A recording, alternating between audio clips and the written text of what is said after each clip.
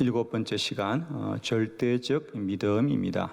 우리가 지난 7시간 기도와 믿음이라는 주제를 가지고 함께 말씀을 쭉 나누고 있습니다. 3시간은 기도에 관하여, 그리고 4시간은 우리가 믿음에 관하여 이렇게 말씀을 함께 나누고 있습니다. 우리가 4시간 중에 이 믿음에 관한 것은 우리가 절대적 기도, 그다음 기도와 복음, 지난 시는 기도와 믿음, 그리고 오늘은 절대적 믿음. 그래서 우리가 기도의 이 원리에서 믿음이 얼마나 소중하고 중요한가에 대해서 함께 계속해서 말씀을 나누고 있습니다. 이 새벽도 우리가 어떤 은혜보다도 믿음이 자란 은혜가 있기를 축복합니다. 믿음은 얼마나 소중하고 중요한 것인가. 그건 꼭 이렇게 예수를 믿지 않는 신앙이 없는 분들에게도 일반적으로 믿음은 참 유용하고 소중하다라고 많이 이야기들 하고 있습니다. 그 중에 이 쿠에 메소드라고 하는 말이 있습니다. 쿠의 방법이라는 뜻인데요. 심리학이나 이런 데서 많이 사용하는 방법입니다. 쿠에 메소드라고 하는 프랑스의 에밀 쿠에라고 하는 약사가 있었습니다. 그래서 어느 날 자기 약국에 누가 약을 사러 왔는데 그 사람이 달라는 약이 이제 지나간 더 이상 효능이 크지 않는 그런 약이었습니다. 그래서 그 약보다 좀 더 좋고 나은 약이 있다고 추천하는데 그 환자는 자기는 그 약이 꼭 맞다고 고집을 피웠습니다. 그래서 쿠에가 환자가 요청하니까 약을 주었습니다. 그리고는 걱정했지요. 저 약이 그렇게 효능이 없을 텐데 라고 걱정했는데 며칠 지나서 그분이 다시 찾아와서 또 그 약을 달라는 겁니다. 그러면서 하는 말이 지난번에 선생님이 주신 그 약이 너무 저한테 잘 맞아서 내가 너무 몸이 깨끗하게 나았다고, 그 약이 저에게 정말 맞는 약이라고 그럽니다. 그러면서 이 에밀 쿠에게는 하나의 물음이 생겼습니다. 사람이 병이 낫는 것이 꼭 어떤 물리적이고 화학적으로 어떤 약품의 작용뿐 아니라 사람이 심리적으로 갖는 자기 확신이 어떻게 보면 이런 화학적이고 물리적인 힘보다 더 크다는 사실을 깨닫기 시작합니다. 그래서 그때부터 그가 심리학을 공부하고 이런 약품이 아닌 사람의 심리적 작용에 대해서 연구하면서 그가 이제 어떤 약품이 주는 그런 치료의 효과도 크지만은 사람이 자기가 스스로에 관하여 어떤 믿음을 가지고 확신을 가지고 살아가는가는 너무 중요하다. 그래서 그가 쿠에 메소드라는 건 이런 겁니다. 예를 들면 우리가 매일 약을 먹는 것도 중요하지만은 사람이 하루에 20번씩만 자기 암시, 자기 믿음을 선언하면 어떤 약보다도 효능이 있다. 그래서 쿠에 메소드의 슬로건은 이런 거지요. 나는 매일 점점 나아지고 있다. 이걸 하루에 아침 저녁으로 20번씩만 하면 어떤 약보다도 좋은 약이랍니다. 여러분들 한번 해보실래요? 한번 크게 따라합시다. 나는 매일 점점 나아지고 있다. 시간이 없으니까 한 번만 해보고요. 그렇게 하루에 20번씩만 그렇게 하면 그렇게 사람이 좋아진다는.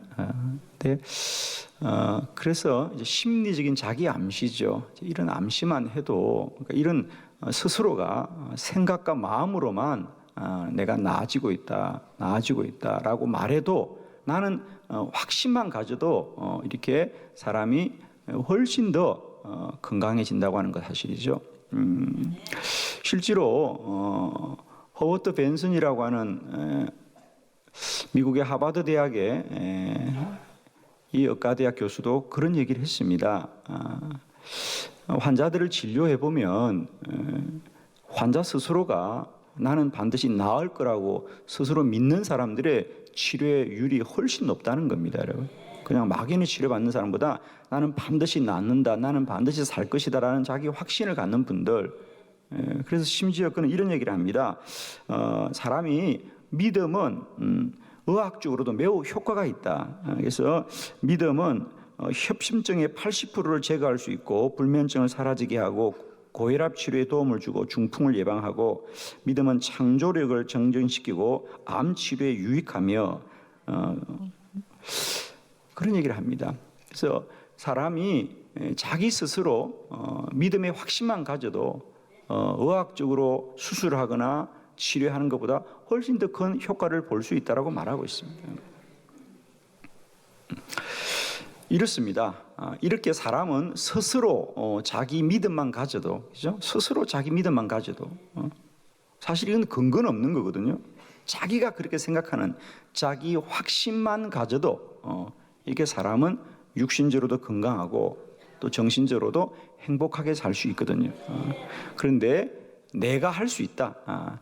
나는 나아질 것이다라는 자기 확신만 가져도 이렇게 큰 능력이 나타날진데 우리가 말하는 믿음은 자기 확신이나 우리의 믿음이 아니라 하나님이 주신 믿음이다. 하나님이 하신다는 겁니다. 우리는 우리가 한다는 게 아닙니다. 오늘 저는 절대적 믿음, 상대적 믿음은 이렇게 사람이 가지는 확신입니다. 사람이 스스로 가지는 확신입니다. 어떤 조건이 좋아요, 어떤 환경이 좋아요, 이 약이 나한테 꼭 맞을 거예요, 이런 거죠. 이건 이 약이 나에게 도움이 될 거다. 이런 것은 자기 확신이고 이런 믿음은 다 상대적인 믿음입니다. 그러나 이런 상대적인 믿음만 가져도 우리가 상당한 효과를 보고 도움을 받을진데 우리의 믿음은 내가 할 수 있다는 것이 아니라 하나님이 하신다는, 하나님을 믿는 것입니다. 오늘 성경의 말씀도 바로 이 말씀입니다. 소경 두 사람이 찾아와서 주여 우리를 불쌍히 여겨주세요. 우리를 불쌍히 여겨주세요. 우리를 좀 도와주세요. 라고 할 때 예수님이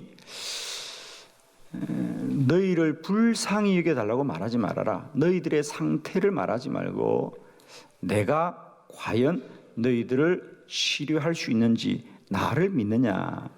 나를 믿느냐. 나를 믿느냐. 이건 매우 중요한 얘기죠. 나를 불쌍히 여달라는 것과 주님이 하실 수 있다고 믿는 것은 다른 거죠, 그죠?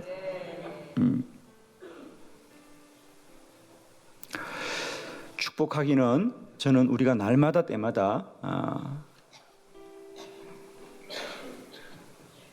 우리가 가지는 확신과 신념을 뛰어넘어서 하나님이 하실 것을 믿으시는 믿음이 충만하기를 바랍니다, 여러분.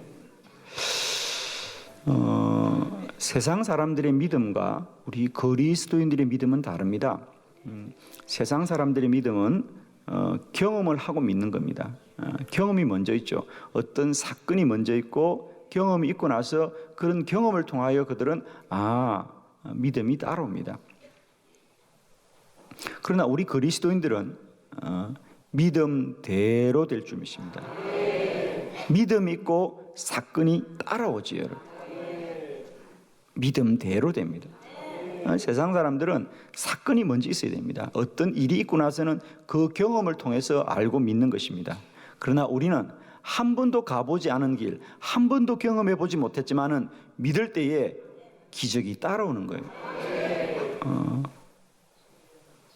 이건 삶의 원리가 다른 거예요, 여러분. 예를 들면 세상 사람들은 때마다 철마다 어떤 기념일을 지키지요. 기념일을 며칠 전에 지나간 3.1절도 마찬가지입니다. 3.1절, 광복절 이런 기념일을 지킵니다. 그러나 우리 믿음의 사람은 기념일을 지키는 것이 아니라 절기를 지킵니다. 하나님의 절기를 따라 사는 거죠. 이게 어떤 차이입니까? 3.1절이라는 것은 3.1 만세 운동이라는 사건이 있기 때문에 그 사건을 우리가 기억하고 따라가는 거거든요. 그러니까 사건이 먼저 있고 우리가 그것을 기념하는 거거든요. 그러나 우리가 잘 알다시피 6월절이라든지 이런 하나님의 절기는 하나님이 먼저 약속을 하셨습니다. 하나님이 약속을 하시고 사건이 따라오는 거죠.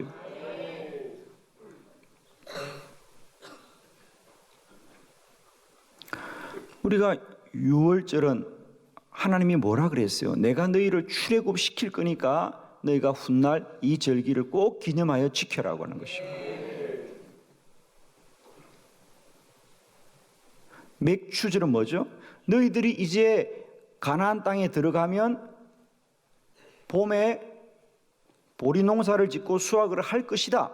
그러면 그때는 반드시 농사를 마치고 나면 하나님께 감사의 예물을 드리라고 하는. 광야에 살면서 그는 한 번도 농사를 지어 본 적이 없고 매일매일 그들은 만나와 메추라기만 먹고 살았지만 하나님이 약속하셨습니다. 너희가 가나안 땅에 가면 너희들의 토지를 가질 것이고 너희들의 소산을 가질 것인데 그때는 반드시 맥추절을 지키라고 하는 거예요.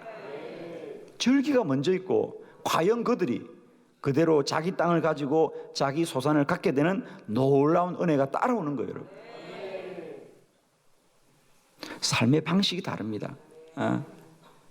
물론 내가 스스로 잘할 수 있다고 하는 자기 암시와 자기 확신만 가지도 유익하지만 믿음은 유익한 것이 아니라 절대적인 능력이에요. 되면 좋은 것이 아니라 반드시 그렇게 된다는 거죠. 우리의 믿음은 절대적 믿음이다. 세상이 갖는 자기 믿음은 상대적입니다. 그럴 수도 있고 그러지 않을 수도 있습니다. 그러나 우리는 예수 그리스도가 내 안에 이미 말씀하시고 행하신 것이 그대로 이루어집니다. 예수님이 어떤 경우도 너희가 믿으면 가끔 어쩌다가 이루어진다고 하냐, 그대로 된다. 그러므로 내가 너희에게 말하노니 너희가 무엇이든지 기도하고 구하는 것을 받은 줄로 믿으라. 그러면 그대로 되는 거예요. 무엇이든지 그대로 되는 겁니다. 조건이 좋고 환경이 좋으면 되는 게 아니고요. 무엇이든지 그대로 됩니다. 전제는 뭐죠? 믿음으로 구할 때 된다는 거죠. 믿음으로. 저는 오늘 이 새벽도 저와 여러분에게 이런 절대적 믿음이 있기를 그리스도 예수의 이름으로 축복합니다. 자, 오늘 말씀을 통하여서 이 절대적인 믿음을 우리가 함께 보기를 원합니다. 첫 번째, 믿음의 능력이 절대적입니다. 믿음의 대상이 절대적입니다. 1번, 믿음의 대상이 절대적입니다. 자, 말씀을 봅니다. 마태복음 9장 28절 말씀을 다시 한번 뜻을 새기면서 본문을 보도록 합니다. 시작. 예수께서 집에 들어가서 맹인이 그에게 나오거늘 예수께서 이르시되 내가 능히 이 일 할 줄을 믿느냐 대답하되 주여 그러하오이다 하니 아멘. 오늘 여기서 우리가 주목하고자 하는 것은 내가 능히 이 일 할 줄을 믿느냐. 자, 그 소경들은 예수님 우리를 불쌍히 여겨주십시오. 우리가 불쌍하니까 우리의 상태를 보시고 우리에게 긍휼을 베풀어 주십시오. 그런데 예수님은 너희가 불쌍하니까 도와달라고 그러지 말고 나를 믿느냐, 내가 이 일을 할 줄을 믿느냐, 나를 믿느냐. 우리의 믿음은 예수 그리스도를 믿는 것입니다. 그러므로 우리는 주님을 많이 아시고 잘 아시고 더 온전하게 알아야 될 줄 믿습니다. 주의 능력이 얼마나 무한하고 온전하신지, 그가 우리에게 얼마나 신실한 주님이신지를 우리가 알기를 원합니다, 여러분. 그래서 오늘 예수님은 이 소경들에게 나를 믿느냐, 내가 능히 이 일을 할 줄을 믿느냐. 우리의 믿음은 우리의 확신이나 자기 암시가 아니라 예수 그리스도를 믿는 믿음인 줄 믿습니다. 우리의 믿음이 절대적이라는 것은 우리가 믿는 예수 그리스도가 절대적인 분이십니다. 능치 못함이 없는 분이십니다. 그는 무엇이든지 우리에게 날마다 때마다 이루어 주시는 주님이시다. 그래서 우리 그리스도인들의 믿음이 절대적이라는 것은 우리가 어떤 확신과 우리가 어떤 근거를 갖는 것이 아니라 우리가 믿는 예수 그리스도가 절대적인 분이시다. 그래서 우리가 우리의 믿음은 상대적이 아니라 절대적입니다 라고 말할 때 그 절대적은 우리가 믿는 분이 절대적인 분이시다. 그분은 능치 못함이 없으신 분이시다. 능치 못함이 없으신 분이다. 저는 복음이 왜 능력이 있나, 복음이 왜 능력이 있냐라고 할 때 우리 복음의 능력은 우리가 얼마나 열심히 하느냐, 우리가 얼마나 수고를 하느냐, 우리가 얼마나 진실하냐가 아니라 우리가 믿고 있는 예수 그리스도가 절대적인 분이시다. 그분만이 모든 세상의 기준이시다. 할렐루야. 주님이 말씀하시면 그것이 그대로 이루어집니다. 사람들이 어떤 근거를 들이대지 않습니다. 주님이 하시면 하시는 거예요. 그러니까 우리는 주님을 믿으시면 됩니다. 예를 들면 마르다와 마리아가 주님이 늦게 오신 것으로 인하여 마음에 서운함을 많이 가지고 있습니다. 그래서 예수님이 오셨을 때에 주님이 조금만 일찍 오셨더라면 저희 오라버니가 죽지 않았을 터인데, 그래서 서운함을 토로하는 거죠. 그리고 그럴 수 있습니다. 얼마든지 평소에 정말 예수님과 그 가족이 참 가깝게 지냈다는 것을 우리는 성경에서 많이 보지 않습니까? 그래서 그들 생각에는 저희 오라버니 나사로가 정말 죽게 되었다고 말하면 주님이 한 걸음에 달려올 줄 알았는데 주님이 늦게 오셨어요. 그래서 나사로가 죽고 말았습니다. 그리고 주님이 오신 거예요.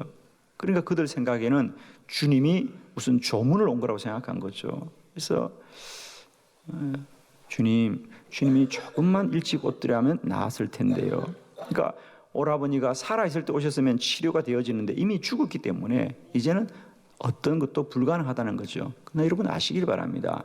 예수님의 능력은 이런 상대적인, 우리가 조건이 좋아야 치료되고 죽으면 살리지 못하는 이런 분이 아니라 주의 능력은 절대적인 분입니다. 어떤 형편과 조건이 있을 때라도 주님이 하시면 하시는 거죠. 아멘이죠. 주님을 믿으시길 바래요. 여러분. 여러분이 혹여라도 살아가면서 오늘 이 나사로와 같이 점점 조건이 힘들어지더라도 그 조건이 우리를 살리는 게 아닙니다. 우리는 조건의 유불리를 따지는 사람이 아니라 오직 예수 그리스도 그분을 신뢰하고 그분을 믿는 분들입니다. 저는 기도하면서도 많은 분들이 실상은 기도한다고 하지만은 그들의 믿음이 그리스도에게 있지 않고 환경과 조건과 자기 실력과 능력에 근거하는 것을 참 많이 봐요, 여러분. 마리다와 마리아만 그런 것이 아니라 오늘도 많은 그리스도인들이 주님을 믿는다고 하면서도 실상은 그런 조건과 이런 환경과 이런 우리의 상태에 매여 있는 경우가 얼마나 많은지 모르십니다. 저는 특별히 이 기도 사역을 하면서 여전히 우리들의 믿음이 절대적이지 않고 상대적인 걸 참 많이 바라봅니다. 저는 다시 한번 부탁합니다. 우리들의 믿음이 절대적 믿음이 되길 축복합니다. 우리의 믿음이 절대적이라는 것은 우리가 믿는 믿음의 대상인 우리들이 절대적이지 않고요, 우리가 믿는 믿음의 대상이 절대적인 분입니다. 능치 못함이 없으신 분이십니다. 이 새벽에 다시 한번 여러분의 문제가 무엇일지라도 능치 못함이 없으신 우리 주 예수 그리스도를 신뢰하시길 바랍니다. 이제는 우리가 주님께 구하되 우리가 불쌍하고 우리가 어려워서가 아니라 우리들의 문제가 무엇일지라도 주님이 들으시고 응답하시고 역사하십니다. 할렐루야.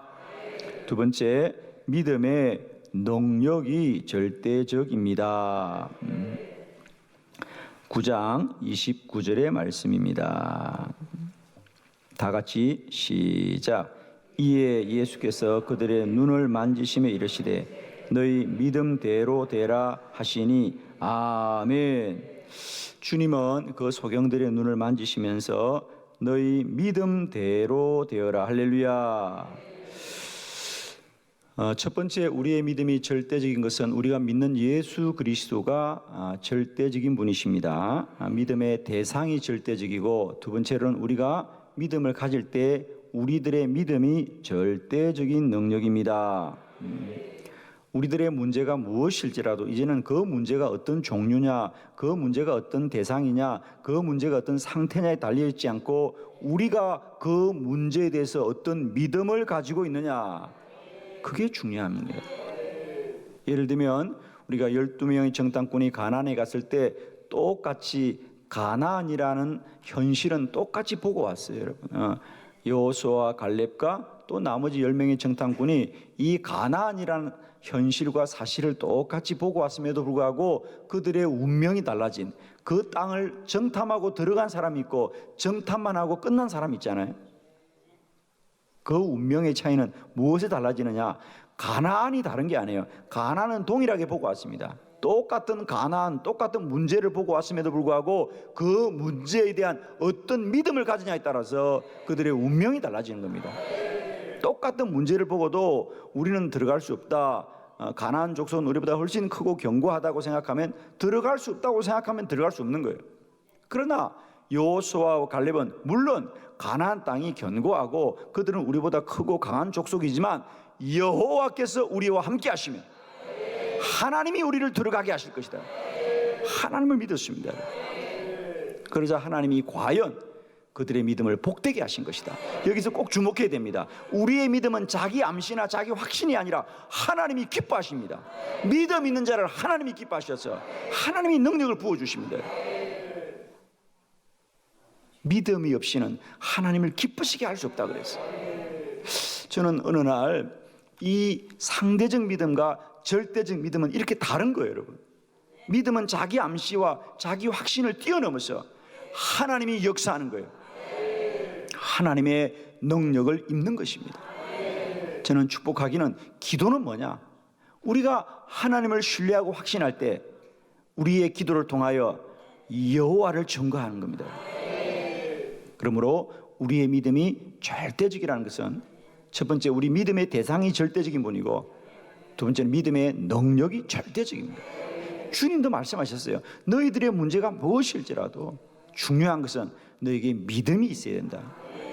그 믿음이 겨자씨 하나만큼만 있어도 문제의 산이 옮겨진다 그랬어요.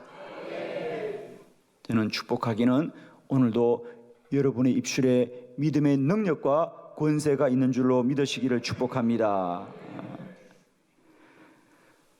마가복음 11장 24절, 그러므로 내가 너에게 말하노니 무엇이든지 기도하고 구하는 것은 받은 줄로 믿어라. 그리하면 너에게 그대로 되리라. 문제는, 너희들의 문제가 무엇이든지 그건 중요하지 않습니다. 그 문제가 어떤 상태든지 중요하지 않습니다. 중요한 것은 너희들이 그것을 받은 줄로 믿는 믿음이 중요합니다. 할렐루야. 날마다 때마다 여러분에게 이 믿음의 능력이 차고 넘치시기를 축복하고, 이 새벽에 우리 주님이 저와 여러분의 이런 믿음을 부어주시기를 축복합니다. 늘 저는 환자들을 방문해서 기도할 때마다 늘 그렇게 제가 권면을 합니다. 물론 하나님이 도우셔서 역사하실 겁니다. 그러나 그 하나님을 꼭 믿으세요. 하나님을 믿으세요. 하나님을 믿으셔야 능력이 나타납니다. 오늘도 우리에게 하나님이 큰 믿음 주시길 바라요. 믿음은 그 사람의 운명을 바꾸는 겁니다. 우리가 현대 선교의 아버지라고 하는 사람이 있습니다. 우리가 지금까지는 살면서 우리가 전도, 가까운 이웃들에게 전도는 하였지만은 우리가 선교를 한다고 하는 것, 나라와 종족과 인종을 뛰어넘어서 다른 나라에 있는 사람들에게 나아가서 국가를 달리하고 민족을 달리해서 복음을 전한다는 생각을 하지 못했어요, 사람들이. 그런데 최초로 외국에 나가서 복음을 전한 선교사가 윌리엄 캐리입니다. 그가 영국에 살다가 영국 사람인데 인도에 가서 복음을 전하는 것이 우리 선교의 효시고 시작입니다. 그러나 이 윌리엄 캐리는 뭐 대단한 사람이 아닙니다. 집이 가난하여서 아버지가 너는 구두 수순공이나 하면 딱 좋겠다. 그래서 그가 자그마한 이 구두 수순공에서 일생을 보내야 될 사람인데, 어느 날 그의 가슴 속에 하나님이 큰 믿음을 부어주셨습니다. 너는 온 열방으로 나가서 나의 복음을 전하라. 믿음이 그에게 들어왔습니다. 아무도 그런 생각도 못할 시대입니다. 그러나 윌리엄 캐리는 그때부터 하나님이 주신 이 놀라운 믿음을 가지고 잠잘 때마다 세계 지도를 가슴에 품고 잠이 들었습니다. 주여, 나에게 전 세계로 가서 복음을 전하게 하여 주시옵소서. 그의 육신의 아버지는 우리는 가난하니 너는 구두나 고치고 살아라고 했지만, 그는 그 구두를 신는 사람들의 운명을 바꾸는 복음을 전하기로 원해요. 배운 것도 없고 가진 것도 없었지만은 그가 꿈을 꿈고 기도하자 하나님이 그에게 신학교도 가고 목사가 되게 하고 그를 기름 부어서 인류 역사 최초로 그는 다른 민족과 종족에게 복음을 전하는 선교의 아버지가 되었습니다. 그가 오늘 윌리엄 캐리입니다. 그는 언제나 세 가지 말했습니다. 여러분, 큰 꿈을 꾸시고 큰 믿음을 가지시고 큰 기도를 하십시오. 위대하신 하나님을 위대하게 믿으라 그랬어요. 하나님은 위대하신 분이니 위대한 믿음을 가져라 그랬어요. 오늘 여기 우리 사랑하는 자녀들이 많이 있습니다. 인생은 그가 꿈꾸고 바라고 소망하는 데 이루어지는데 우리 사랑하는 자녀들에게 이런 윌리엄 캐리와 같은 큰 꿈을 꾸고 큰 믿음을 가지고 기도를 하되 큰 기도하시길 바랍니다. 할렐루야. 믿음은 능력이 있습니다. 그가 어떤 믿음을 가지냐가 그의 운명을 바꾸거든요. 세 번째, 우리의 믿음이 절대적인 것은 믿음의 근거가 절대적입니다. 마태복음 9장 28절 다시 한번 크게 봉독합니다. 시작. 예수께서 집에 들어가심에 맹인들이 그에게 나아오거늘 예수께서 이르시되 내가 능히 이 일 할 줄을 믿느냐 대답하되 주여 그러하오니다 하니 아멘. 주님께서 그 사람에게 내가 능히 이 일을 할 줄 믿느냐 믿음을 일깨워 주십니다. 믿음은 사람의 생각이 아니라 주님이 주신 것입니다. 우리들의 믿음은 사람이 만든 게 아닙니다. 우리가 계속해서 이 기도학교에서 주장하는 것이 뭐냐? 기도해야 복을 받는 것이 아니라 기도하는 것이 이미 복을 받은 것이고요. 기도해야 응답을 받는 것이 아니라 하나님이 이미 응답을 예배해 준 자이기 때문에 우리에게 기도하게 하는, 왜? 우리 안에 영적 생명이 반응하는 겁니다. 우리는 이걸 꼭 아셔야 됩니다. 기도는 우리가 하는 것이 아니라 내 안에 생명으로 임하신 주님이 이제 주님의 영이 주님에게 반응하는 거예요. 할렐루야.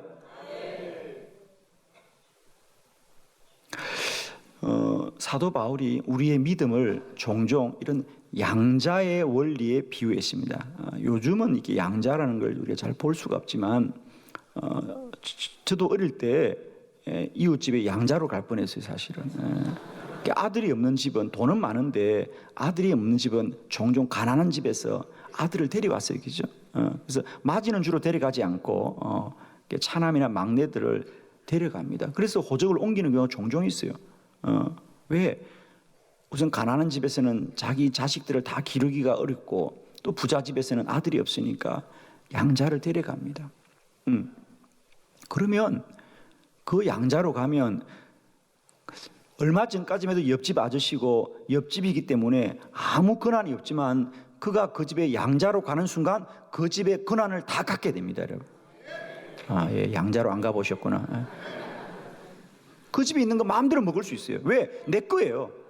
얼마 전까지는 이웃집이고 남의 집이었지만 내가 신분이 달라지면 권한도 달라지는 거예요.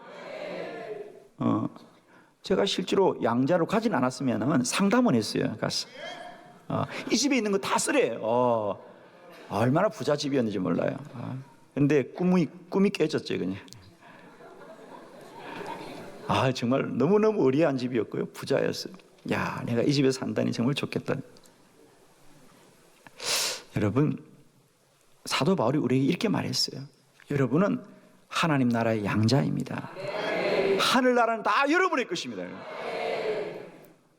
우리의 믿음은 우리의 것이 아니에요.